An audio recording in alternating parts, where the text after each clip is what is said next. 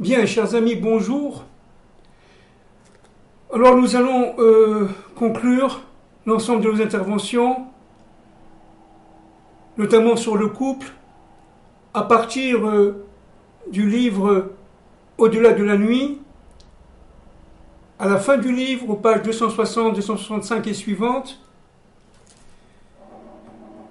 pour introduire cette dernière intervention sur Au-delà de la nuit, sur mon livre, je voudrais citer un midrash qui a été écrit nommément dans le livre de notre maître, le Rav Mordechai Shriki, et son collègue, le docteur Morali, le docteur Morali, l'essence de la Torah éclairée par la Kabbale, aux éditions Ramchal, à la page 343.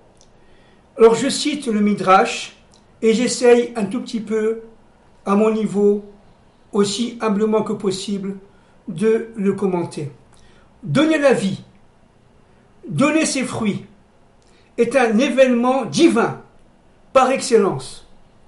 De même que Dieu a donné ses fruits, qui s'appellent le monde et l'homme, de même, ces créatures devront à leur tour donner les leurs pour perpétuer l'acte de la création. Alors, comme nous avons dit l'autre fois, en ce qui concerne le couple, la création est un acte saint. Tout ce qui vient d'Hachem, tout ce qui vient de Dieu est saint. L'homme est par essence, parce qu'il a en lui une étincelle divine, il est saint. Les relations de l'homme avec autrui, avec son environnement, devraient être, je dis bien, devraient être saintes. Parce que lui, il est au fond de lui-même, dans cette lumière intérieure, dans ce Or Haganous qui est caché, n'est-ce pas, est saint. Donner la vie, c'est tout simplement imiter Dieu, imiter son Créateur et donner soi-même sa vie. Il s'agit, si vous voulez, exactement comme l'arbre fruitier qui donne ses fruits. La graine, la semence de l'homme, eh bien, doit aller pour donner des fruits. Point final. Et cela, selon la volonté du projet divin. Nous ne sommes absolument pas libres de disposer de notre corps et de notre semence comme l'on veut. Là, chaque goutte de semence a un objectif, a une mission, a une participation dans l'ordre de la création. Chaque goutte de semence a évidemment l'endroit qui lui a été attribué, d'ailleurs, 40 jours avant la naissance. On le verra quelque peu tout à l'heure. 40 jours avant la naissance d'un bébé, l'âme va recevoir, si vous voulez, comme ordre de s'accoupler avec son âme sœur. C'est-à-dire, véritablement, l'acte de la création qui est saint, qui est le pourquoi d'ailleurs de la création, en fait, est un acte qui doit être mené avec fidélité au projet de Dieu, avec humilité, avec décence, en prière. Comme nous l'avons dit l'autre fois, il ne s'agit en aucun cas d'éparpiller notre semence à tort l'arigot, chas shalom, parce que cela, tout simplement, est mortifère. C'est créer, tout simplement, la mort. Et Dieu veut créer la vie dans notre monde. La mort parce que notre semence ne rencontrera jamais son âme sœur. comme on l'a dit l'autre fois et les autres fois, c'est exactement ce qui s'est passé pendant les 130 ans où notre ancêtre primordial, Adam, s'était séparé de sa femme Ève. La semence est partie dans tous les sens et elle a été récupérée, on l'a dit l'autre fois, selon le Zohar, évidemment par des forces obscurcies, des forces absolument monstrueuses, et notamment les forces de Lilith qui est la reine de ces forces monstrueuses. Il nous est aussi absolument interdit d'aller avec des filles, si on parle de l'homme, n'est-ce pas? Et évidemment, du côté de la femme, c'est la même chose, avant le mariage. Pourquoi? Parce que tout simplement, notre semence va s'éparpiller vers des âmes qui ne sont pas des âmes sœurs. Et dit le Zohar que si on fait cela, et s'il n'y a pas de tchouva, bien entendu, en cas de non-tchouva, en cas de non-retour sincère, fidèle, en toute fidélité à son Dieu, alors l'âme sœur primordiale sera récupérée par quelqu'un d'autre. C'est-à-dire on arrivera à une gabégie, à une catastrophe absolument éhontée, mortifère. Et cette femme que nous aurons soit côtoyée, soit épousée, qui n'est pas notre âme sœur, risque fort d'être une femme, on l'a dit l'autre fois, on l'a dit l'autre fois, risque d'être une femme mauvaise. Parce que tout simplement, elle-même, elle ne se sentira pas reliée à cet homme. Elle se sentira pas reliée à cette vie. Elle ne se sentira pas reliée à cet environnement. Donc ce sera des tensions incroyables, des tensions extrêmement fortes.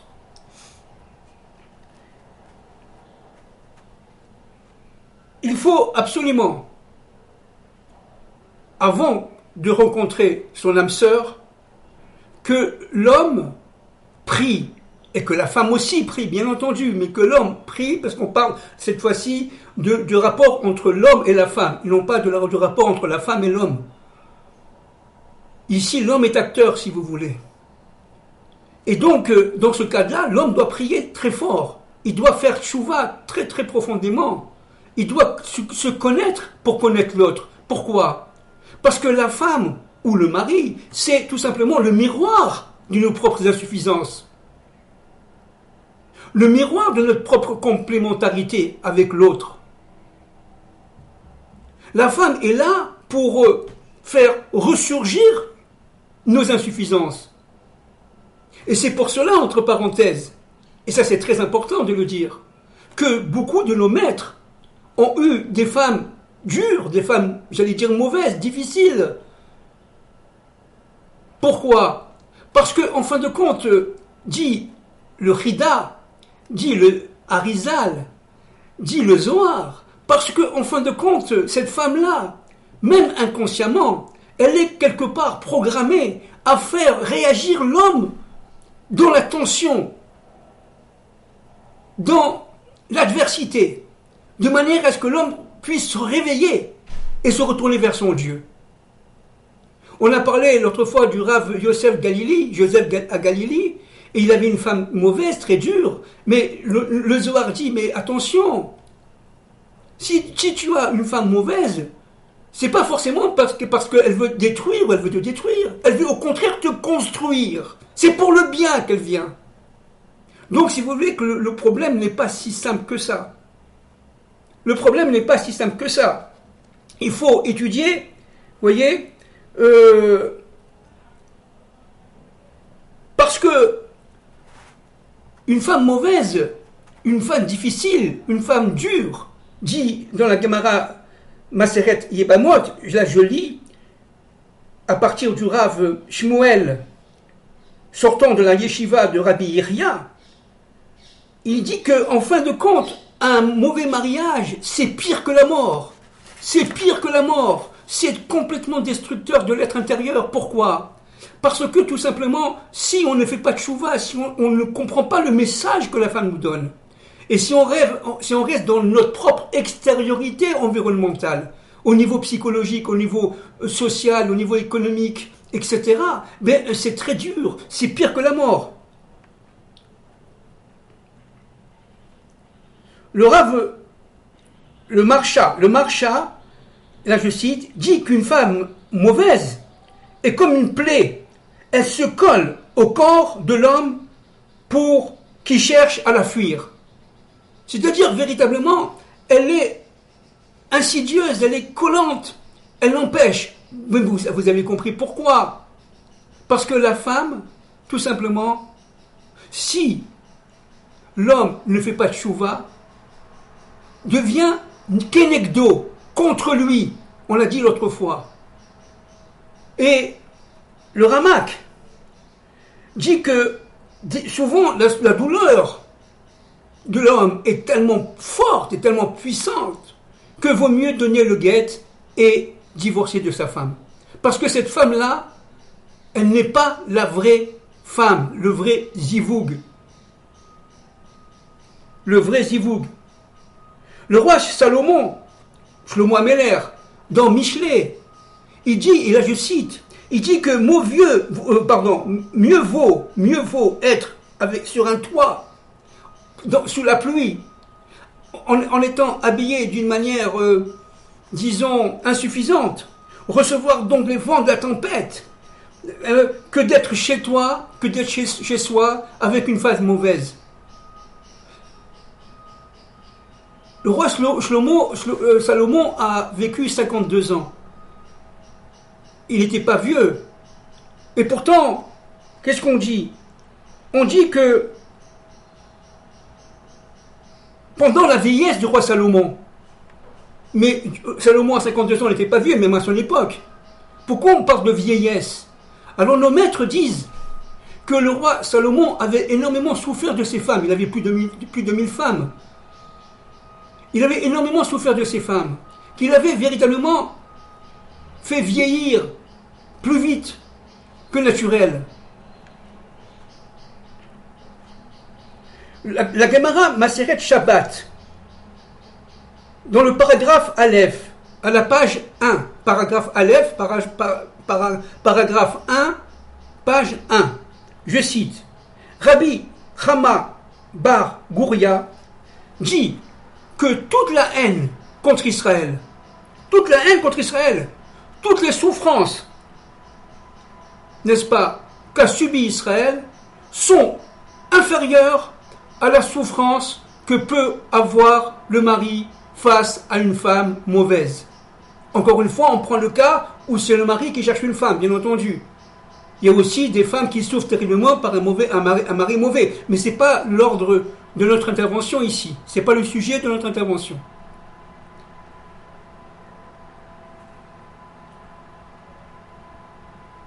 Nos maîtres disent que la richesse d'un homme ne compense jamais une femme mauvaise. On a beau être riche, être même très compétent dans les affaires et être très moral, si on a une femme mauvaise, eh bien, c'est un enfer, disent nos maîtres. C'est pour ça d'où l'importance de la tchouva. D'où l'importance de la tchouva. Alors, on va essayer de résumer ce qu'on avions dit. D'abord, premièrement, il faut garder l'alliance. Et celui qui garde l'alliance avant de se marier et qui est en tchouva, le plus possible proche de son Dieu, peut, sous les ordres d'Hachem, selon sa volonté, bien entendu, recevoir sa femme primordiale, sa femme initiale, qui était prévue 40 ans avant sa naissance. Si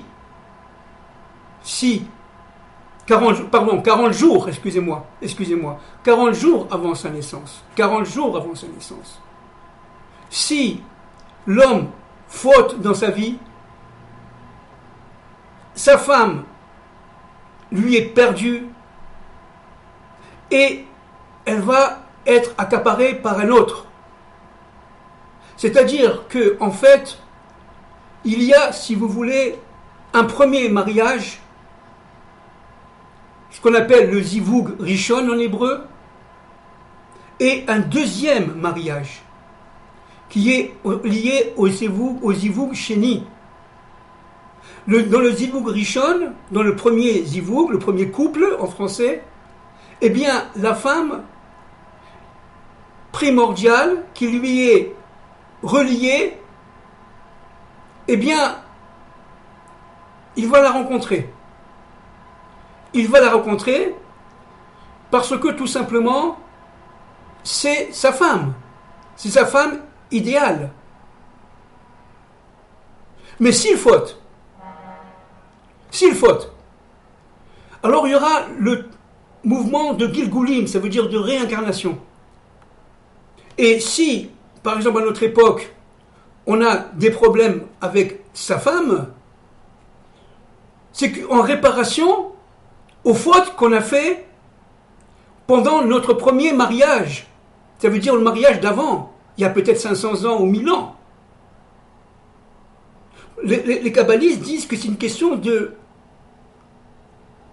d'engendrement, de Gilgulim, de réincarnation. Et on l'a vu auparavant que lorsque le mari faute, eh bien la femme, elle, refuse de revenir dans ce monde pour suivre son mari, parce qu'elle est très bien où elle est. Et son mari va se retrouver tout simplement attaché à une autre femme qui n'est pas la sienne. On l'a déjà dit l'autre fois. Et donc, le Harizal dit que pour comprendre pourquoi on s'est marié avec cette femme-là, et pourquoi on a cet accident, et pourquoi on a cette maladie, c'est une question de réparation. Il faut remonter au moins 500 ans en arrière pour comprendre la réparation de la faute. Le Rida dit que seul Dieu, seul le maître du monde, sait accomplir les zivugim. C'est pourquoi l'âme doit revenir dans ce monde. Quelles sont les réparations qu'il faut faire? Et cela de génération en génération.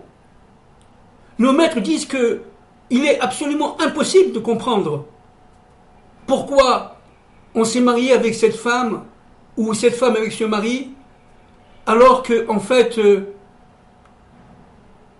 on sent que c'est pas ça. Parce que tout simplement c'est une question de réparation. Et ça, Dieu seul sait. Dieu seul sait. Et la tchouva, c'est l'élément moteur de la réparation.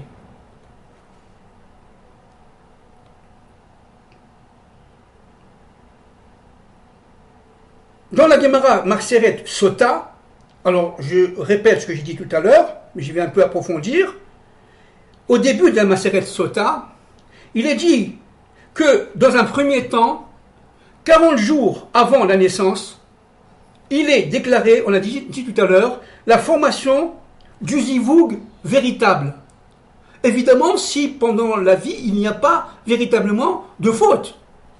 Si avant le mariage on faute, si chas v'shalom on dispense notre semence à tir larigot, dans tous les sens, et que véritablement la semence ne va pas à l'endroit qui lui est prévu, à cet effet, pour pouvoir avoir des enfants, pour avoir des fruits, eh bien tout simplement, cette âme-là, sœur, sera récupérée par un autre. Et on va se retrouver, en fait, avec une âme, j'allais dire, de rechange. Comme on a dit tout à l'heure, il y a un zivug rishon, c'est-à-dire un premier mariage, et un zivug sheni, un deuxième mariage. Alors encore une fois, quand on parle de premier et de deuxième, ça ne veut pas dire que c'est un premier vraiment. Non, le premier, ça veut dire il y a le mariage qui est quelque part idéal, primordial, et en cas de faute, n'est-ce pas, il se subdivise en plusieurs mariages au cours du temps, au cours des générations, au cours des millénaires. Parce que l'âme, évidemment, qui a fauté, surtout si elle est mâle, si elle est masculine, elle revient. Elle revient pour réparer, pour entraîner sa propre si vous voulez, messianisation, sa propre réparation. Et à partir de ce moment-là, il va rencontrer une femme qui n'est pas forcément la sienne. Et ainsi de suite. Tant que la réparation n'est pas accomplie, il n'y a pas véritablement de messianisation de cette âme, de délivrance de cette âme. L'âme est venue sur terre pour être délivrée de ses fautes qu'elle a accomplies pendant ce, disons maître, ce deuxième mariage, ce Zivug Sheni.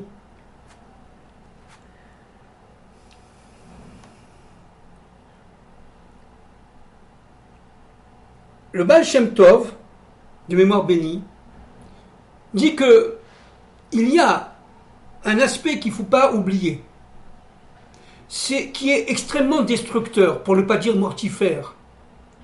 C'est le mauvais langage. Il faut faire attention. La parole qu'on sort de notre bouche est en fait une parole sainte, qui est liée directement à notre niveau de sainteté. Si on fait sortir de notre bouche une parole qui est, si vous voulez, défectueuse, c'est qu'on a des défections au niveau de notre propre sainteté. La parole, c'est, si vous voulez, le reflet de notre niveau de sainteté.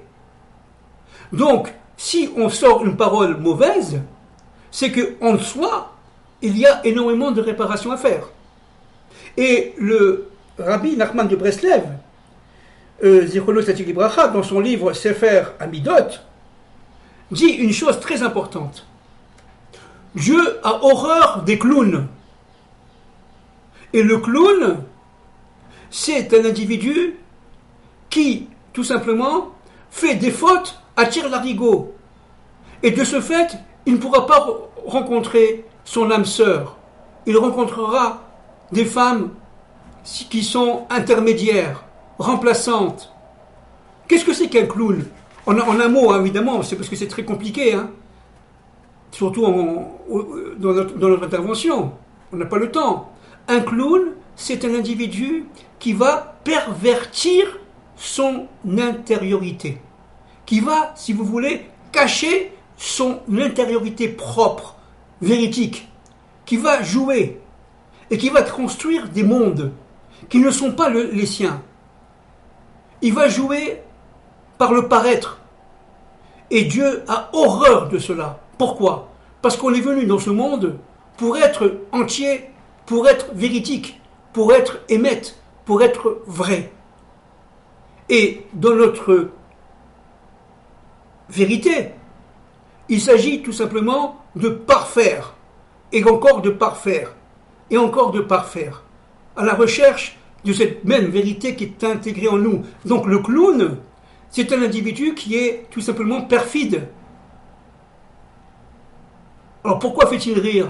Parce qu'on sait très bien qu'il joue une mise en scène, qu'il joue une pièce de théâtre. C'est du cirque, mais c'est du cirque qui peut être mortifère. On peut jouer à être leader, on peut jouer à être président de la République, on peut jouer à être homme d'affaires, on peut jouer, mais on n'est pas. C'est tout simplement perfide, mensonger et gravissime. Et cela empêche l'homme de rencontrer son âme idéale, son âme sainte.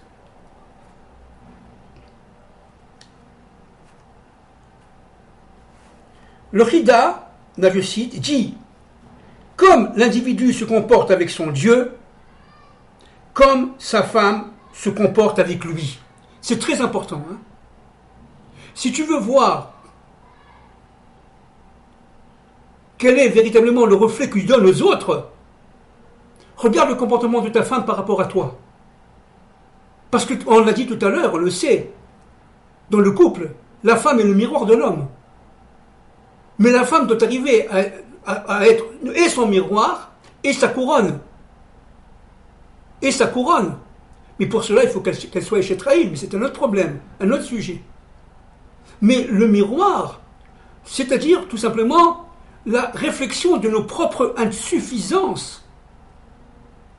Si tu es insuffisant avec ta femme, c'est que tu es insuffisant, dit le Chida, de mémoire bénie, avec ton Dieu.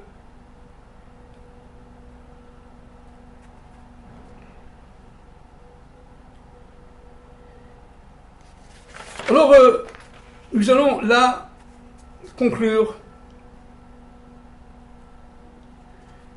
nos interventions. D'abord, je répète, se marier, il le faut. Vivre avec son âme sœur, c'est absolument primordial. C'est le but de notre vie. C'est le but de notre présence dans ce monde. Avoir des enfants, c'est absolument primordial. C'est l'ordre de la création. C'est la volonté première. Quelqu'un qui a une femme qui veut s'amuser, qui ne veut pas d'enfants, n'a absolument rien accompli dans ce monde. Même s'il a créé des entreprises, il a des diplômes, il est docteur, ce que vous voulez. Il n'a rien fait. Pourquoi? Parce que le but, selon la Torah, c'est tout simplement d'imiter Dieu dans la création. On l'a dit tout à l'heure dans le Midrash qu'on a cité au début. Ça, c'est une première chose. Une deuxième chose, sachant que le mariage est un acte saint, il est absolument fondamental d'être fidèle à cette sainteté. Et que la première semence doit aller à sa femme fidèle, à sa femme sœur, à son âme sœur. Point final. Maintenant, la tchouva existe, bien entendu. La tchouva est fondamentale, elle est nécessaire, parce que sinon le monde ne tiendrait pas. Le retour vers Dieu est fondamental, mais il doit être très sincère. Le retour vers Dieu est lié directement à sa recherche de la propre identité qui est intérieure. On ne peut en aucun cas retourner vers Dieu comme ça en quelques secondes. C'est un travail très très compliqué. Nos maîtres disent qu'il faut faire tchouva à chaque instant. Et du début jusqu'à la fin de la vie. Parce qu'il ne s'agit pas de dire, bon, maintenant je m'excuse, je recommence, même je ne recommence plus, comme dit le Rambam, hein. Dieu va nous mettre devant une situation analogue et il va voir si on recommence. C'est vrai, c'est un début de Chouva, bien entendu, mais ce n'est pas suffisant du tout. Pourquoi? Parce que si on ne faute plus sous ces aspects-là, on peut fauter sous un autre aspect.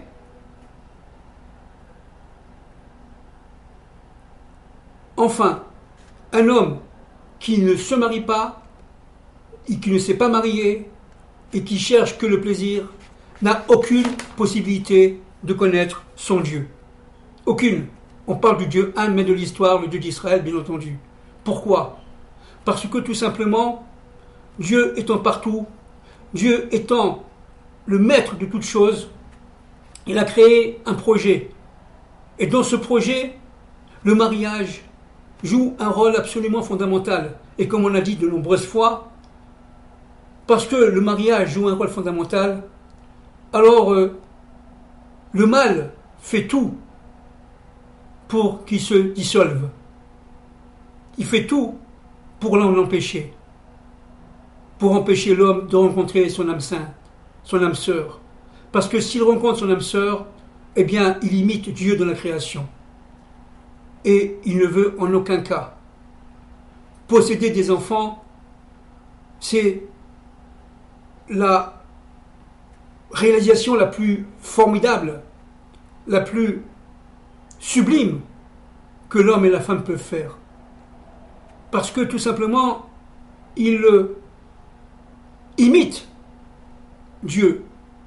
Dieu crée à chaque instant